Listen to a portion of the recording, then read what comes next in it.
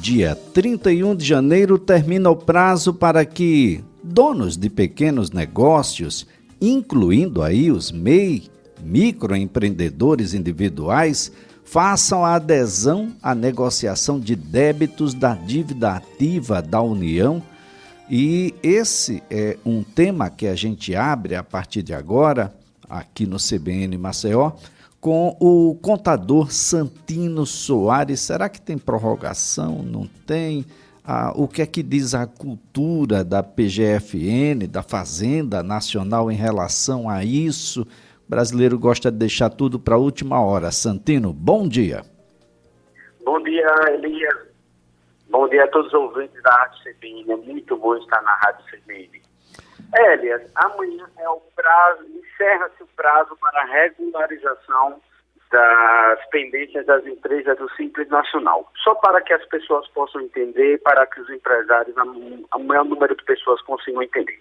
As microempresas e as empresas de pequeno porte, que são aquelas empresas que faturam até 4.800.000, que representam mais de 90% das empresas no país, em nosso estado também, elas podem optar pelo regime de tributação que se chama o Simples Nacional. Nesse regime de tributação, eu tenho uma forma simplificada de recolher os meus tributos. Eu recolho a maioria dos meus tributos em uma guia única e tenho uma apuração diferente do meu faturamento, que muitas vezes é mais vantajoso, é mais econômico para essas empresas. Porém, Elias, essas empresas não podem ter pendências nem débitos com nenhum ente, nem a União, nem os estados e nem o município. E caso essas empresas tenham pendências, caso essas empresas tenham débitos, ou com a União, ou com o estado, ou com o município, ela tem até amanhã, 31 de janeiro, para regularizar essas pendências. Bom, tem um valor máximo dessa dívida que pode ser aí trabalhada, que pode ser negociada? Olha, o que é que nós temos? Nós temos, o que nós temos de novo, valor máximo nós não temos, mas o que nós temos de novo é a publicação agora no dia 17 de janeiro de uma portaria da Procuradoria da Fazenda Nacional. Procuradoria-Geral da Fazenda Nacional. E o que é que traz essa portaria? Ela traz a possibilidade de um parcelamento incentivado para essas pessoas. Você falou no início sobre o prazo. De fato, o prazo, nós temos uma problemática nesse exercício e o prazo, a prorrogação desse prazo, ele já foi solicitado pelo Conselho Federal de Contabilidade, a FENACON e a IBRACON. Por quê? Porque nesse exercício nós tivemos uma peculiaridade que foi o HELP, aquele programa de escalonamento da dívida para as empresas do Simples Nacional.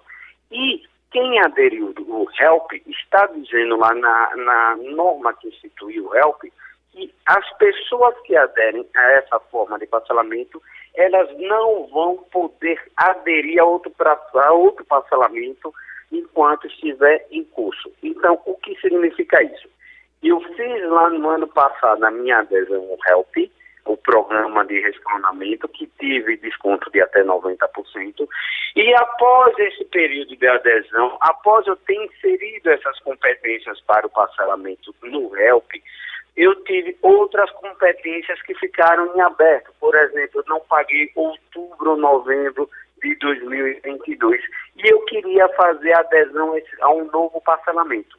Infelizmente, essas pessoas não podem fazer essa adesão. Por quê? Porque quando eu aderi ao HELP, no HELP tinha essa vedação de fazer um novo parcelamento ou de inserir esses valores no HELP. Então, essas entidades pediram a prorrogação desse prazo para que as pessoas pudessem se adequar a essa nova realidade e não poder inserir novos parcelamentos ou fazer um novo parcelamento. Fazer um novo parcelamento eu posso sim, aliás, mas aí eu perco o benefício que eu ganhei lá atrás no HELP.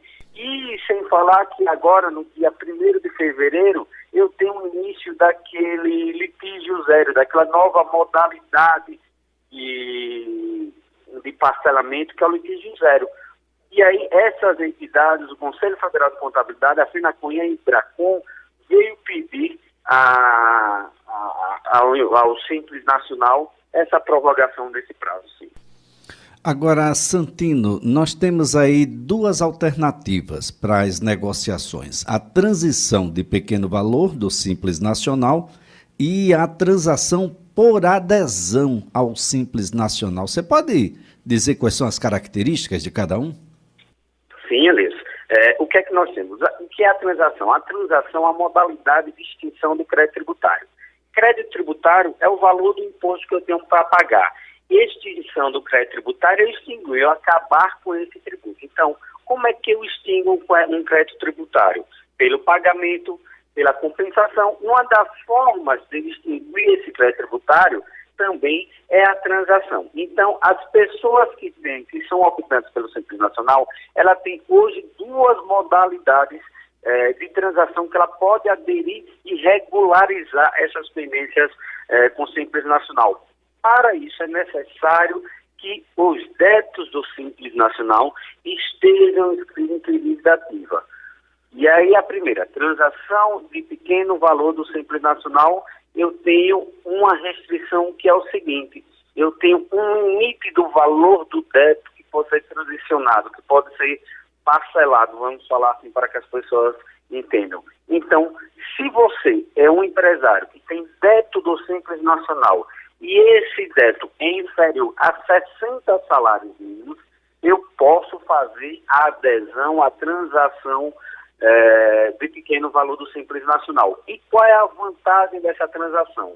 Eu vou pagar de entrada em 5 prestações 5% do valor dessa dívida. Então, esse 5% do valor da dívida que eu pago a título de entrada, eu não tenho desconto, porém eu posso pagar em 5 vezes. E tenho mais 4 modalidades, que é de até 7 meses, de 7 meses até 55 meses. Se este saldo eu parcelo em 7 meses, eu tenho 50% de desconto. E se eu parcelo em 55 meses, eu tenho 30% de desconto. Então a gente tem que fazer conta, né, Elias? Eu vou ter um desconto maior. Vale a pena eu fazer em 7 meses? Para isso eu tenho que verificar junto com o meu contador se eu vou ter caixa para honrar isso em 7 vezes. Olha, eu não tenho caixa, então eu tenho modalidade para fazer em 12, 30 em até 55 meses. Mas aí quando eu mudo de modalidade nesse tipo de transação, o desconto também diminui. O desconto que era de 50% sobre o valor total do meu débito, ele vai para 30% do valor total do débito. E temos também a outra modalidade de adesão, de transação do Simples Nacional, que é uma transação de adesão do Simples Nacional. Qual é a vantagem dessa transação?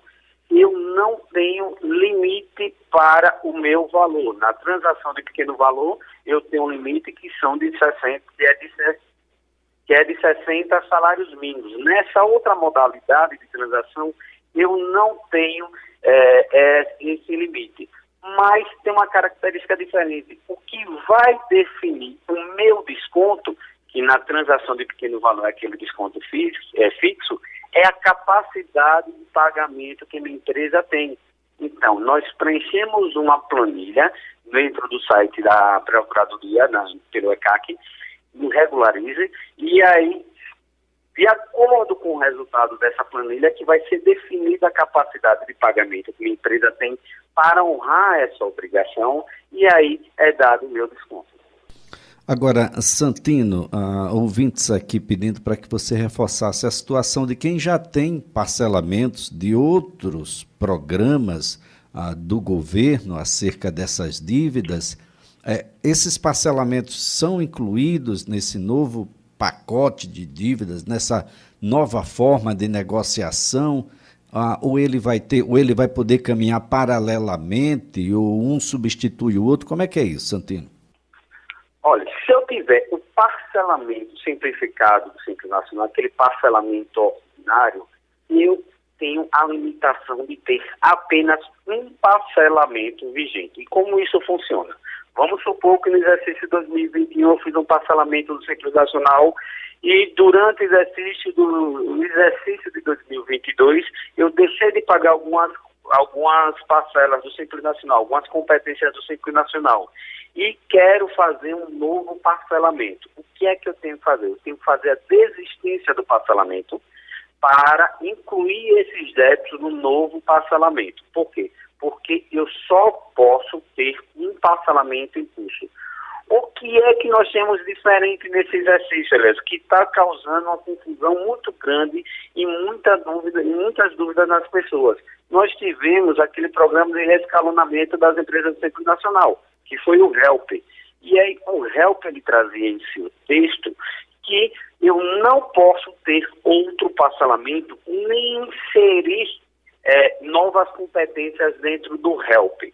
E qual é a desvantagem disso aí para o contribuinte? O desconto do HELP ele foi muito bom. Se eu não me engano, ele chegou até 90%. E aí, para que eu possa fazer um novo parcelamento após a adesão do HELP, eu tenho que fazer o cancelamento do HELP. Ou então pagar essas competências que foram deixadas de ser pagas à vista. E por isso que o Conselho Federal de Contabilidade veio pedir a prorrogação do prazo. Se você aderiu ao HELP e tem débito inscrito em dívida ativa, tenta fazer o acordo de transação de débitos inscritos para débitos inscritos em dívida ativa.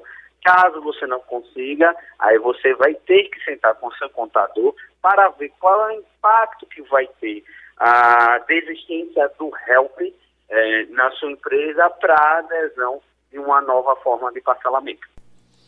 Agora, Santino, tem alguma recomendação mais direta, mais exclusiva, mais direcionada ao microempreendedor individual, ao MEI, que normalmente, em boa parte dos casos, é alguém que tem pouca experiência ou está começando, ou quer, na verdade, empreender e ainda tem um pouco mais de dificuldade do que aqueles que já estão há mais tempos estabelecidos numa forma diferenciada? Sem dúvida, para o MEI, o acesso à informação é um pouco mais complicada, porque muitas vezes o MEI ele não procura o auxílio de um profissional de contabilidade. Nós temos que dizer a todos os microempreendedores individuais, as portas dos escritórios de contabilidade estão abertas para vocês também. Não é o fato de eu ser MEI que eu não vou procurar o auxílio de um contador. E muitas vezes, quando o empresário, essa pessoa que for empreender por talento, porque gosta de empreender, porque tem veia empreendedora e muitas vezes por necessidade, às vezes ela não tem recurso para ir atrás do contador, é que ela não deve ir atrás do contador, porque todo contador tem obrigação legal de atender o MEI. Então, você que é MEI, você que não tem o auxílio do contador, por favor, estamos à disposição, falo com o contador, para receber vocês.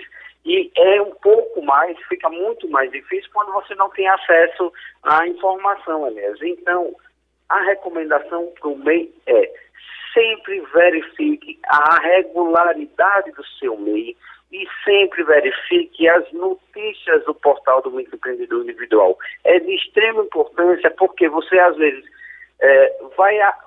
tem a possibilidade de um parcelamento que você poderia lhe dar um fluxo de caixa para continuar com sua atividade e você não conhece e faz a opção para um pagamento à vista. Então, é sempre importante que o MEI também procure ajuda no profissional de contabilidade.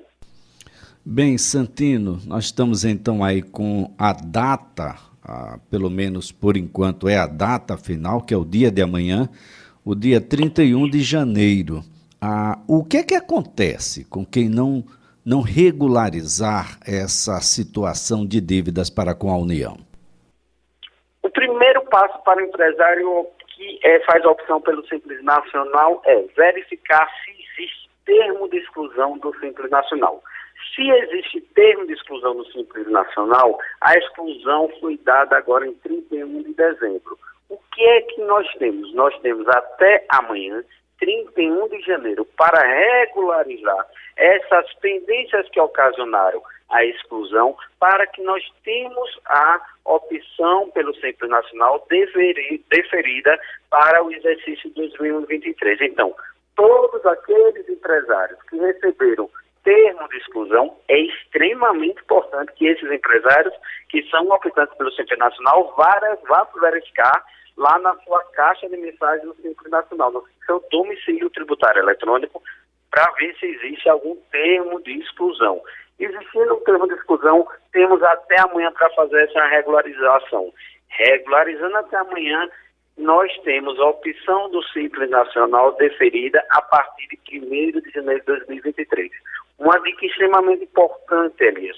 Quando verificar o termo de exclusão, não verifica se só tem a exclusão pela União, porque às vezes eu não sou prestador de serviço, mas eu não posso esquecer que tenho inscrição municipal porque eu pago taxa de localização.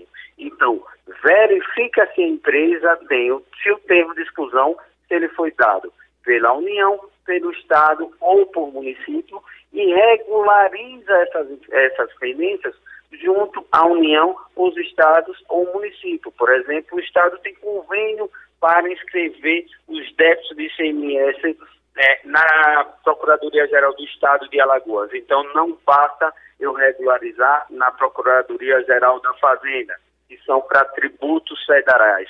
Se eu sou contribuinte de ICMS e tenho um débito escrito em dívida ativa, ele vai estar escrito em dívida ativa do Estado. Como eu falei, eu não sou contribuinte de ISS, mas eu sou contribuinte da taxa da localização. Então, verifica também se no termo de exclusão vai ter alguma pendência junto ao município que você está sediado. Agora, Santino, em determinada situação, regularizando esses débitos, aderindo aí a uma dessas duas negociações, a gente vai poder adquirir um reingresso de contribuintes nesse regime diferenciado do Simples Nacional?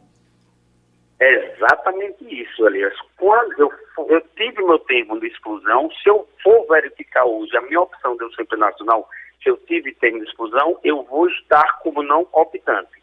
E aí o que é que eu vou fazer? Eu vou verificar quais foram os débitos, eu vou verificar no meu termo de exclusão qual foi o ente que fez a minha exclusão para regularizar esses débitos, essas pendências, junto a esses entes. E já passa automaticamente, não podem esquecer de fazer. É muito importante isso que você falou, Elias, porque eu não posso esquecer de fazer o meu pedido de opção também. O fato de eu verificar o meu termo de exclusão não é o fato de eu fazer o meu termo de opção. E aí já faço meu termo de opção do Simples Nacional, inclusive empresas, foi muito bom você ter falado nisso, Elias, porque empresas que verificaram que estavam em outro regime de tributação e que podem optar pelo Simples Nacional, mas não optaram no exercício anterior, ela tem até amanhã para fazer essa opção e para que ela seja optante a partir de 1º de janeiro de 2023. Então, o prazo não é só de regularização do Simples Nacional, é o prazo também para opção e ela retroage a 1º de janeiro. Então, contribuinte que está no Simples Nacional verifica se é optante, verifica se tem termo de exclusão, se houver termo de exclusão, regulariza e não esquece de fazer a opção. Pessoas que podem, microempresas e empresas de pequeno porte, que verificaram que no exercício anterior, o melhor regime de tributação para a empresa seria o Simples Nacional e por algum motivo, por um planejamento tributário, não fez essa opção, tem até amanhã também para fazer essa opção e ela é retroativa, ela começa a valer a partir de 1º de janeiro. Quando eu for apurar agora no mês de fevereiro, a competência de janeiro, eu já vou apurar pelo Simples Nacional e recolher meus tributos por uma linha única que é o DAS. Muito bem, Santino, mais uma vez a nossa gratidão pelas informações. É preciso que o pessoal compreenda, a todos, tanto os microempreendedores quanto aqueles que estão com os pequenos negócios, de que esse acordo objetiva não só o ingresso mas para quem já ingressou, a permanência, e para aqueles que estão numa situação de excluídos, a possibilidade de reingresso nesse sistema diferenciado que é o Simples Nacional. Então, a data é até amanhã, dá tempo, né, Santino? Dá tempo, né? Brasileiro não é moleza, não.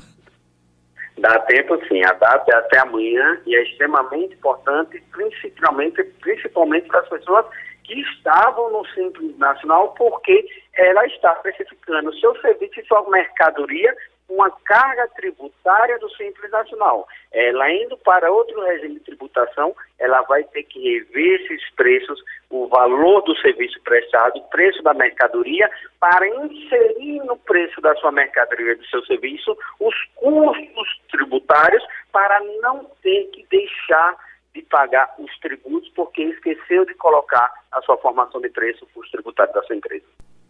Muito bem, Santino, mais uma vez, muito obrigado. Uma excelente segunda-feira, ótima semana para você. Boa semana a todos. Santino Soares é contador.